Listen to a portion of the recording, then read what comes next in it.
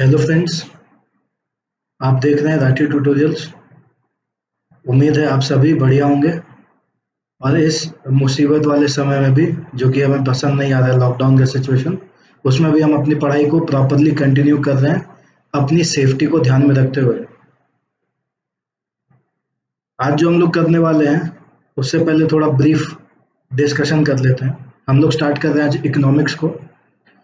Class 11th में जब हमने इकोनॉमिक्स पढ़ा था, हमें उस समय ही पता चल गया था कि इकोनॉमिक्स को हम दो पार्ट में डिस्ट्रीब्यूट कर देते हैं, जो कि है माइक्रो और मैक्रो। क्लास 11th के अंदर हमने माइक्रो इकोनॉमिक्स को काफ़ी डिटेल में पढ़ रखा है, और 12th के सिलेबस में जो हमें पढ़ना है वो है मैक्रो इकोनॉमिक्स। अगर डिफरेंस याद हो, क्योंकि 11th क्लास में हम उसे इम्पोर्टेंट डिफरेंसेस में से एक कंसिडर करते हैं, the difference between micro and macro. तो हमें ये पता है कि माइक्रो में हम सिर्फ इंडिविजुअल लेवल पे बात करते हैं, यानी किसी एक घर की या किसी एक दुकानदार की या किसी एक प्रोडक्शन फर्म की।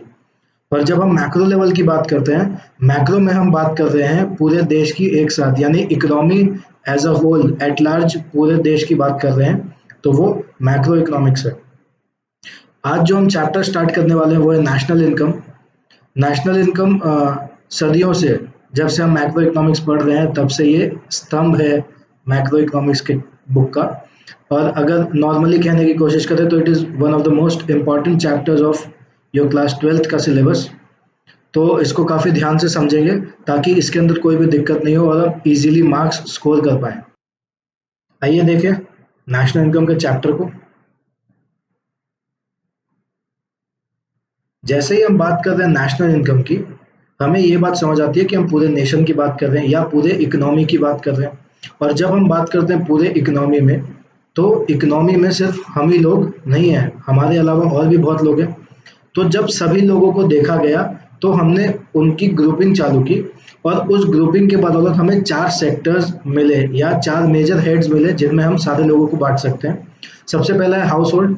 हाउस होल्ड यानी जो लोग घर में रह रहे हैं, जैसे कि हम और आप सारे लोग घर में ही रहते हैं, तो एक तरीके से देखा जाए तो सारे ही हाउस होल्ड के अंदर कवर हो जाएंगे। उसके बाद बात कर रहे हैं प्रोड्यूसर ग्रुप की। प्रोड्यूसर ग्रुप यानी वो लोग जो कि सोसाइटी में यानी इकोनॉमी में अपना योगदान देते हैं by providing goods and services, यानी या तो वो कुछ बना के दे रहे हैं या कुछ बेच रहे हैं या किसी तरह की सर्विस प्रोवाइड कर रहे हैं। थर्ड सेक्टर है गवर्नमेंट की, जिसके अंदर गवर्नमेंट गवर्नमेंट कहाँ भी हो सकती है, सेंट्रल की भी हो सकती है, स्टेट की भी हो सकती है, या इवन जो गवर्नमेंट ऑफिसेज है वो सब कुछ गवर्नमेंट के अंदर कवर होगा। ये हमारे देश की इंटरनल बात थी, यानी हमारे देश में ये 3 मेजर लोग हुए। और उसके बाद हमारा देश बाहर से भी जुड़ा हुआ है, जहाँ पे हम एक्सपोर्ट इम्पोर्ट की बात करते हैं, तो वो एक्सटर्नल है, यानी रेस्ट ऑफ द वर्ल्ड। तो ये 4 सेक्टर्स हैं जो कि हमारे इकोनॉमी में रन करेंगे, जिसका हम आगे डिस्कशन करेंगे, house hold, producer sector, government और एक्सटर्नल। अब मॉडल्स की बात करें तो इकोनॉमिक मॉडल्स जो हमें देखने हैं अभी, जो जिसके बारे में हम बात करेंगे वो है 2 सेक्टर मॉडल। पर 2 सेक्टर मॉडल के अलावा 3 सेक्टर मॉडल और 4 सेक्टर मॉडल भी रन करते हैं। 2 सेक्टर मॉडल में सिर्फ हाउस होल्ड और प्रोड्यूसर होंगे, 3 सेक्टर मॉडल में हाउस होल्ड, प्रोड्यूसर और गवर्नमेंट होगी, और 4 सेक्टर मॉडल में हाउस होल्ड, प्रोड्यूसर, गवर्नमेंट और एक्सटर्नल सेक्टर भी होगा, यानी रेस्ट ऑफ द वर्ल्ड भी उसके अंदर आ जाएगा। आगे बात करते हैं हम सर्कुलर फ्लो ऑफ मनी की। पहले हम इसको समझ लेंगे, उसके बाद हम इसके डेफिनेशन पर चलेंगे। हमने ऑलरेडी पढ़ा कि जो इकोनॉमिक मॉडल्स है वो 3 तरह से हो सकता है, या तो 2 सेक्टर मॉडल या 3 सेक्टर मॉडल या 4 सेक्टर मॉडल। फिलहाल जो हमें पढ़ना है वो है 2 सेक्टर मॉडल। 2 सेक्टर मॉडल में हमारे पास सिर्फ 2 तरह के लोग हो सकते हैं, जो कि है फर्म्स और हाउस होल्ड्स। फर्म्स यानी वो लोग जो प्रोडक्शन करते हैं।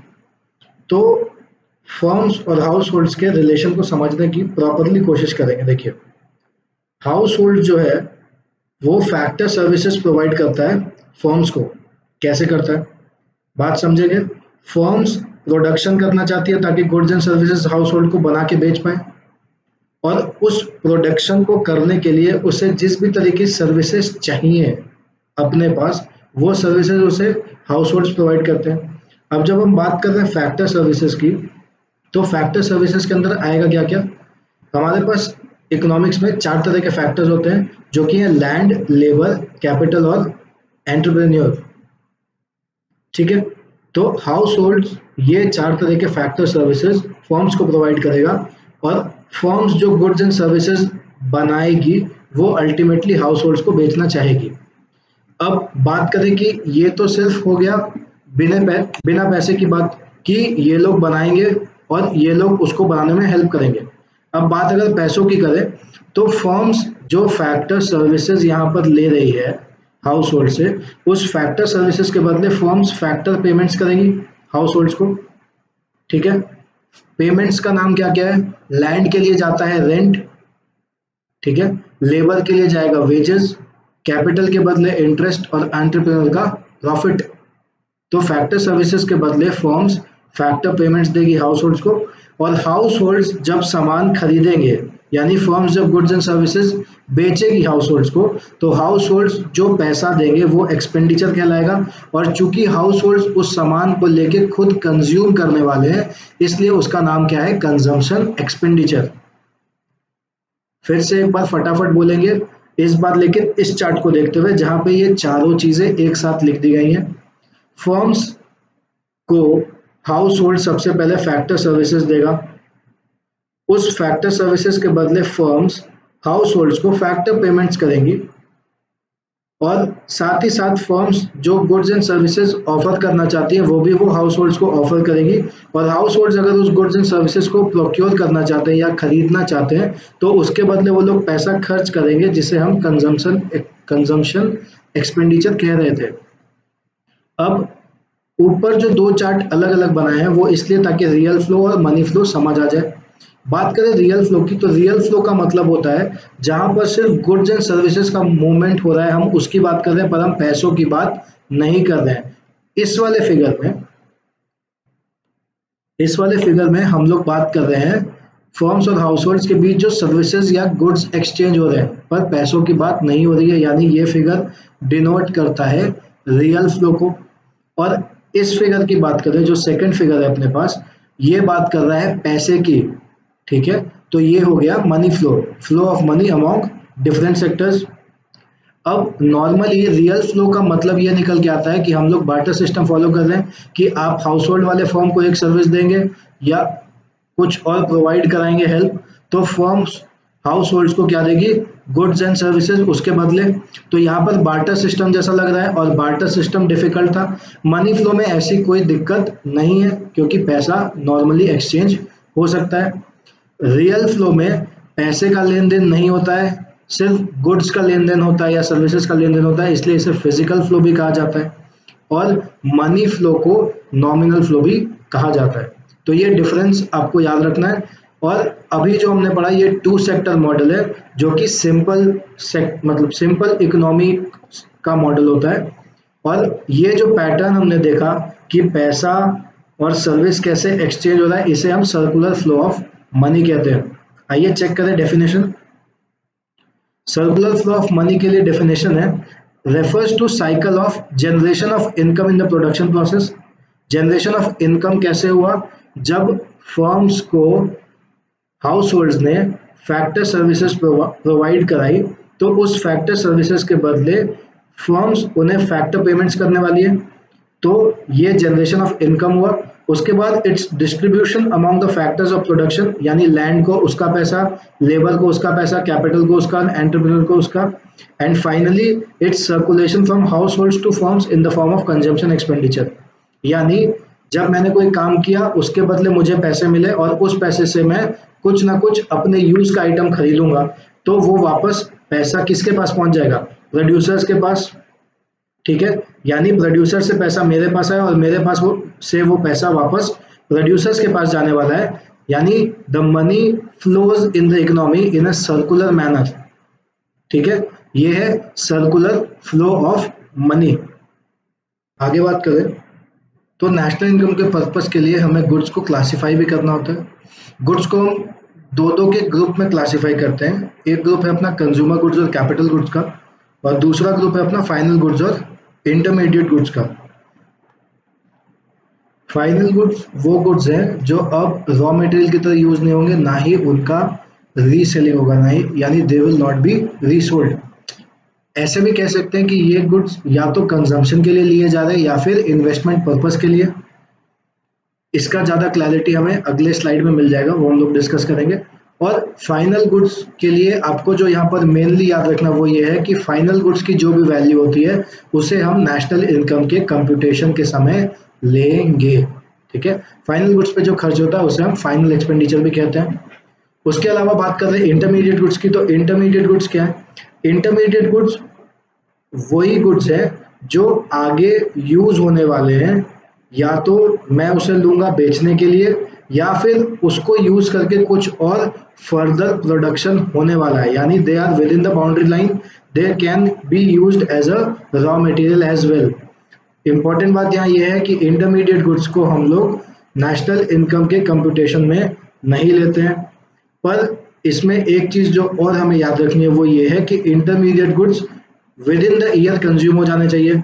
अगर intermediate goods within the year consume नहीं हुए हैं तो उसे हम फाइनल गुड्स की तरह ट्रीट करेंगे, और जैसे ही उसे हम ये कह रहे हैं कि हम फाइनल गुड्स मान रहे हैं तो उस समय वो नेशनल इनकम के कंप्यूटेशन में ले लिया जाएगा।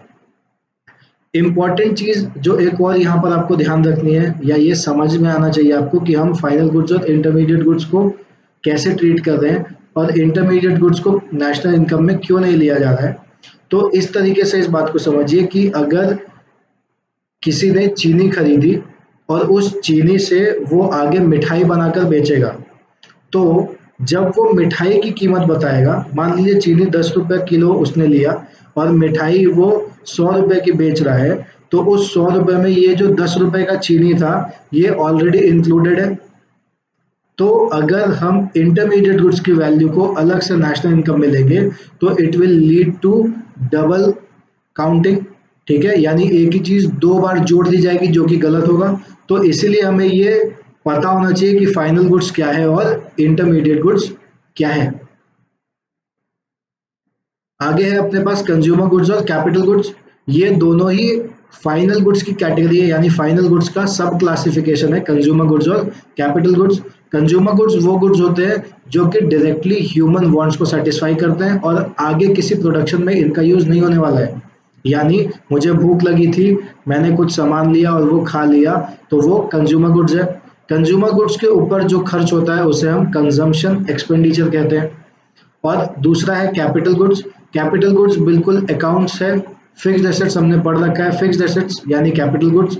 ये चीजें इन्वेस्टमेंट के तौर पे ली जाती हैं, यानी इनसे आगे कुछ ना कुछ प्रोडक्शन होगा, ये डायरेक्टली मेरे वांट्स को सेटिस्फाई नहीं करने वाले हैं। ठीक है, एक ही सामान कंजम्पशन गुड्स भी हो सकता है और कैपिटल गुड्स भी हो सकता है। ध्यान आपको सिर्फ ये रखना है कि उसका अल्टीमेट यूज क्या होने वाला है, यानी फाइनल यूज पर डिपेंड करता है कि कोई एक चीज कंज्यूमर गुड्स की कैटेगरी में जाएगी या कैपिटल गुड्स की कैटेगरी में जाएगी।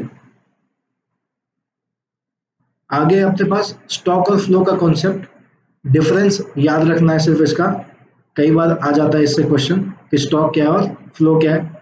तो स्टॉक एक स्टैटिक कॉन्सेप्ट है, स्टैटिक मतलब रुका हुआ जो चेंज नहीं हो रहा है, और फ्लो एक डायनामिक कॉन्सेप्ट है जो बदलता है। ठीक है, स्टॉक को हम लोग किसी एक पॉइंट ऑफ टाइम पे जब हम बोल रहे हैं तब हम स्टॉक की बात करते हैं, और फ्लो एक पर्टिकुलर पॉइंट ऑफ टाइम पे बताया नहीं जा सकता, वो ओवर द पीरियड ही बताया जा सकता है।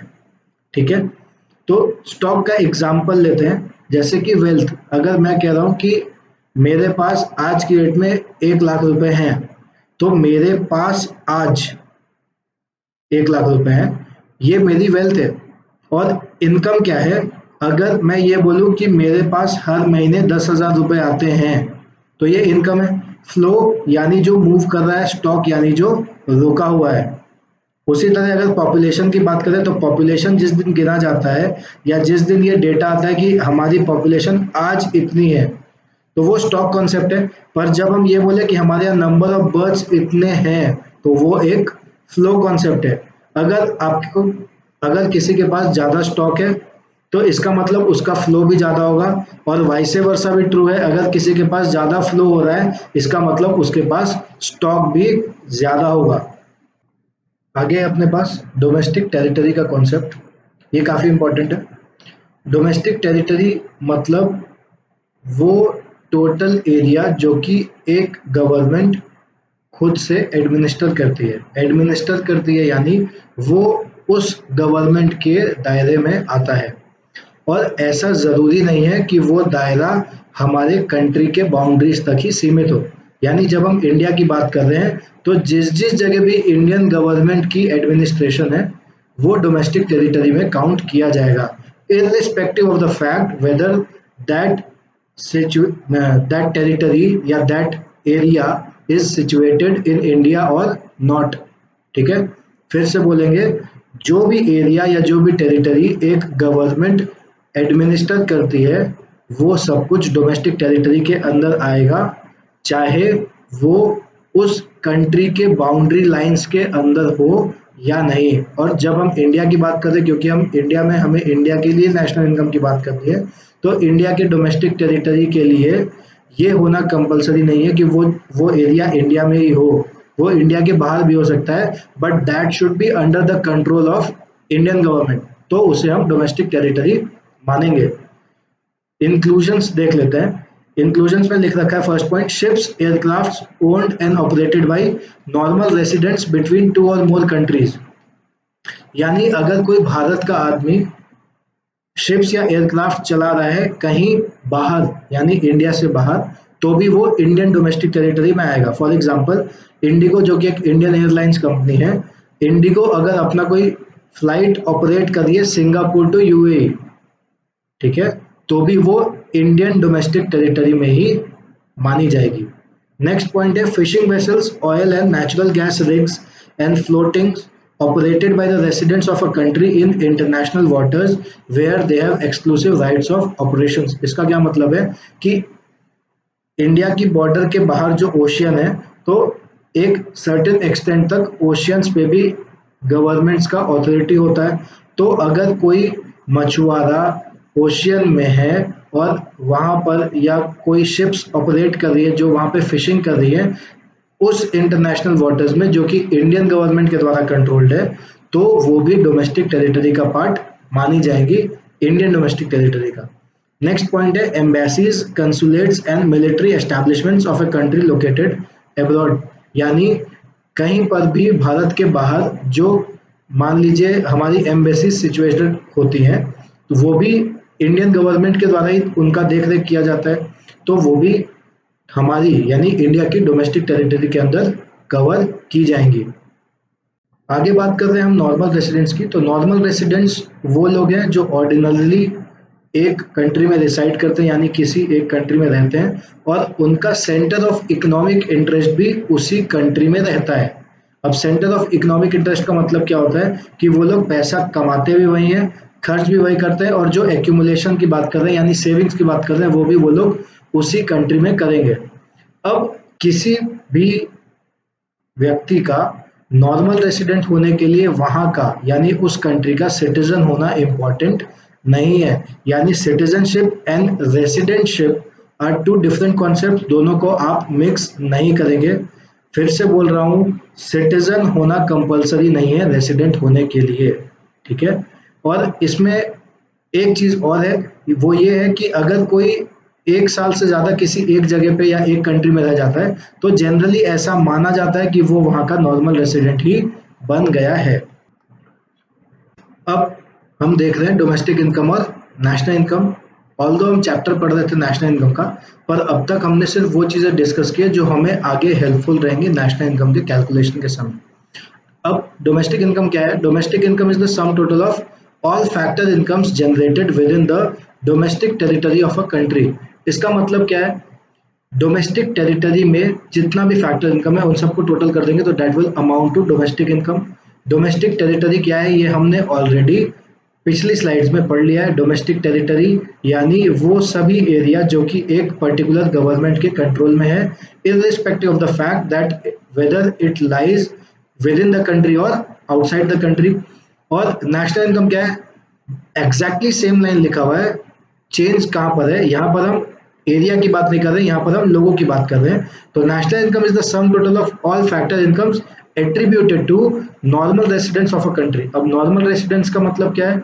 नॉर्मल रेसिडेंट्स यानी वो लोग जो ऑर्डिनरली एक कंट्री में रहते हैं और उनका सेंटर ऑफ इकोनॉमिक इंटरेस्ट भी उसी कंट्री में रहता है। और नॉर्मल रेसिडेंट होने के लिए आपको उसी कंट्री, उस पर्टिकुलर कंट्री का सिटीजन होना कंपलसरी नहीं है। आगे अपने पास फैक्टर इनकम और ट्रांसफर इनकम का डिफरेंस है। फैक्टर इनकम क्या है? फैक्टर इनकम हमने पहले भी पढ़ लिया था कि फैक्टर्स ऑफ प्रोडक्शन को जो उनके सर्विसेज के बदले पेमेंट दी जाती है, दैट इज फैक्टर इनकम। यानी रेंट, वेजेस, प्रॉफिट, इंटरेस्ट, ये चार चीजें, चार फैक्टर्स ऑफ प्रोडक्शन की। और ट्रांसफर इनकम नाम से ही क्लियर है, जो पैसे ट्रांसफर से मिले, यानी कोई सर्विस नहीं की गई पर पैसा ट्रांसफर कर दिया गया।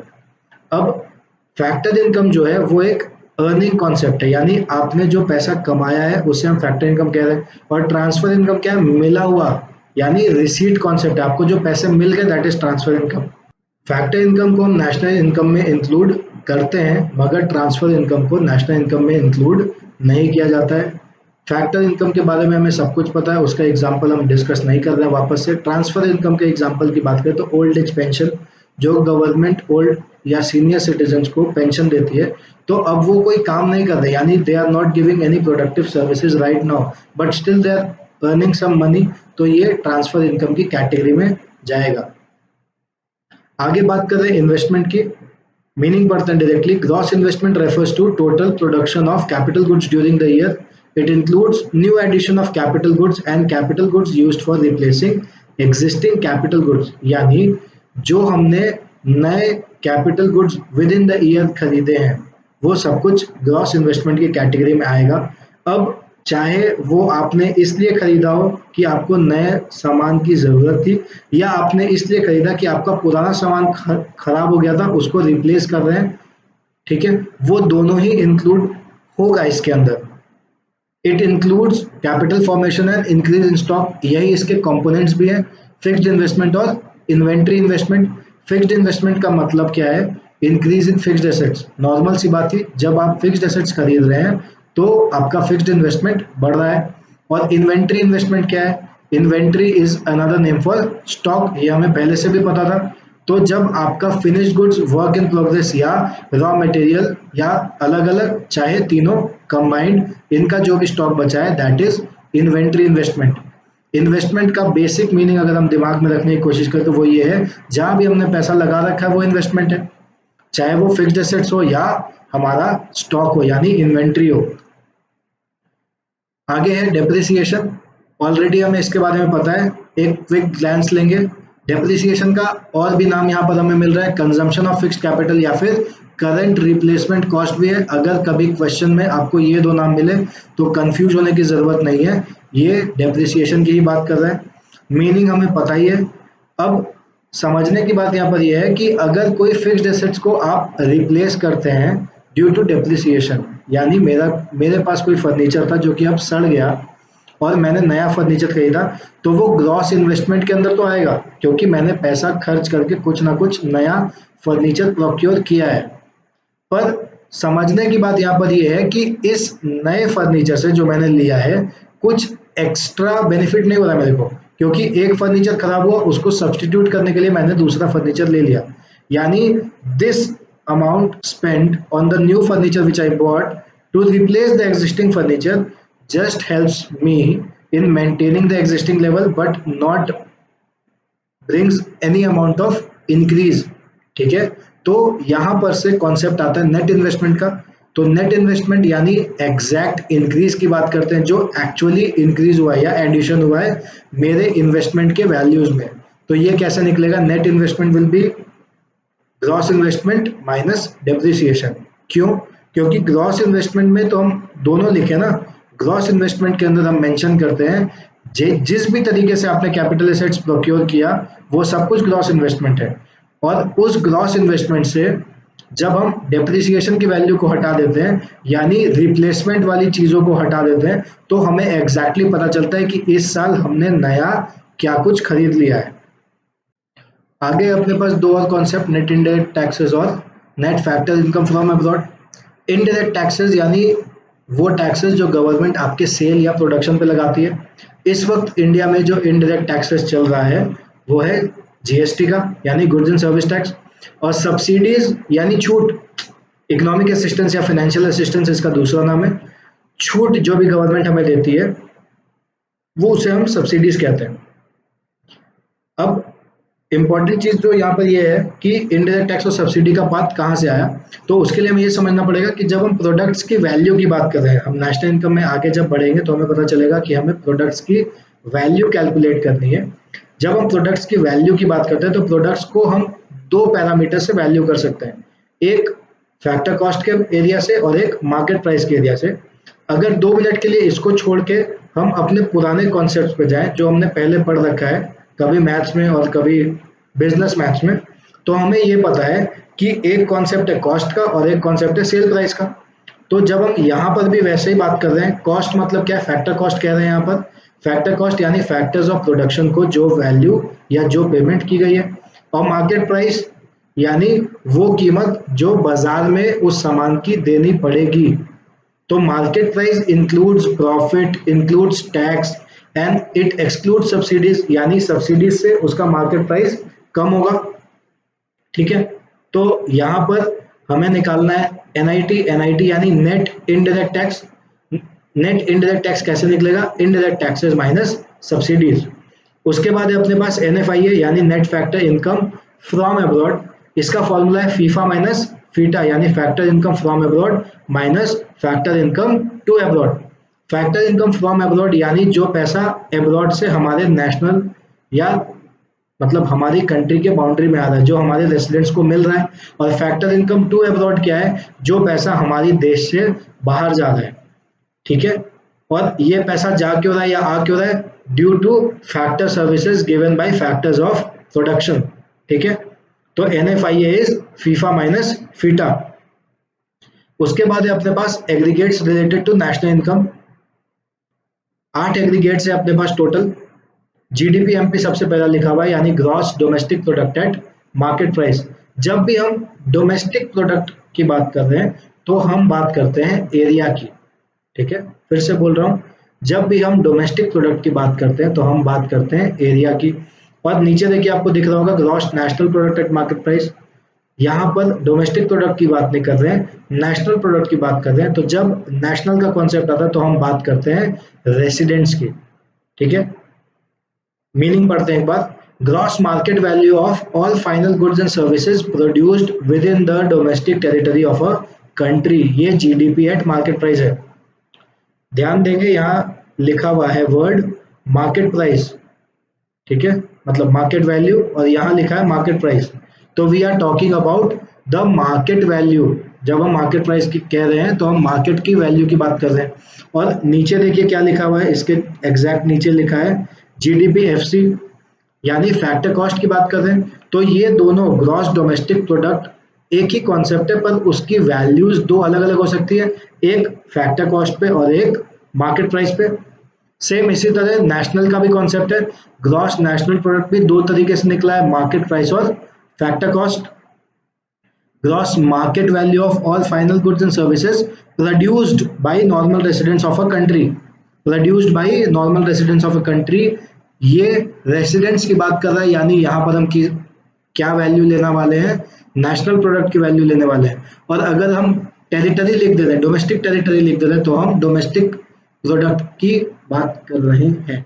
ठीक है, आपको ये बात याद रखनी है। और बिल्कुल ग्रॉस के पैटर्न पे ही नेट का कॉन्सेप्ट चलेगा, यानी जीडीपी एमपी की जगह अगर मैं एनडीपी एमपी कह दूं तो that is net market value. इसी डेफिनेशन में ग्रॉस की जगह अगर नेट लिख दिया जाए तो वो नेट डोमेस्टिक प्रोडक्ट या फैक्टर कॉस्ट पे या नेट नेशनल प्रोडक्ट जो भी हम निकालना चाहे वो वहां से निकाल सकते हैं। लास्ट में एक नोट लिखा हुआ है, वो इम्पॉर्टेंट है, वो आपको बिल्कुल याद रहना चाहिए, तभी आप नेशनल इनकम के क्वेश्चन सॉल्व कर पाएंगे। क्योंकि अगर क्वेश्चन आपको ये बोलेगा कि आपको नेशनल इनकम निकालना है तो you should be able to relate that national income मतलब एनएनपीएफसी। तो अगर आपसे क्वेश्चन ने कहा है कि नेशनल इनकम निकालो तो आपको ये पता चल जाना चाहिए कि हमें एनएनपीएफसी निकालना है। ठीक है, एनडीपीएफसी को डोमेस्टिक इनकम कहा जाता है और एनएनपीएफसी को नेशनल इनकम कहा जाता है। ये बात आपको याद रहनी चाहिए। ठीक है, ये क्रक्स है बीते 5-6 स्लाइड्स का। हमें ये पता होना चाहिए कि ग्रॉस से नेट में कैसे जाना है, डोमेस्टिक से नेशनल में कैसे जाना है, और मार्केट प्राइस से एफसी में कैसे जाना है। इसके एग्जाम्पल्स आपको नीचे डिस्क्रिप्शन में दिए गए हैं, वो आप देख लीजिएगा। ग्रॉस से नेट में जाने के लिए हमें माइनस करना है डेप्रिसिएशन, डोमेस्टिक से नेशनल में जाने के लिए हमें ऐड करना है NFIA, और मार्केट प्राइस से फैक्टर कॉस्ट में जाने के लिए हमें माइनस करना है NIT। तो अगर इसका अपोजिट करना हो तो नेट से ग्रॉस में जाने के लिए आपको ऐड करना पड़ेगा डेप्रिसिएशन, नेशनल से डोमेस्टिक में जाने के लिए आपको ऐड करना है NFIA, और फैक्टर कॉस्ट से मार्केट प्राइस पे जाने के लिए आपको ऐड करना है NIT। ठीक है, तो इसी के साथ अपना आज का डिस्कशन कंप्लीट होता है। आज हमने उन सब बेसिक्स को कवर कर दिया जो कि हमें नेशनल इनकम कैलकुलेट करने के लिए पता होना था। अगले लेक्चर में जब हम मिलेंगे तो हम बात करेंगे methods of calculating national income की। तब तक के लिए stay safe, keep studying, thank you.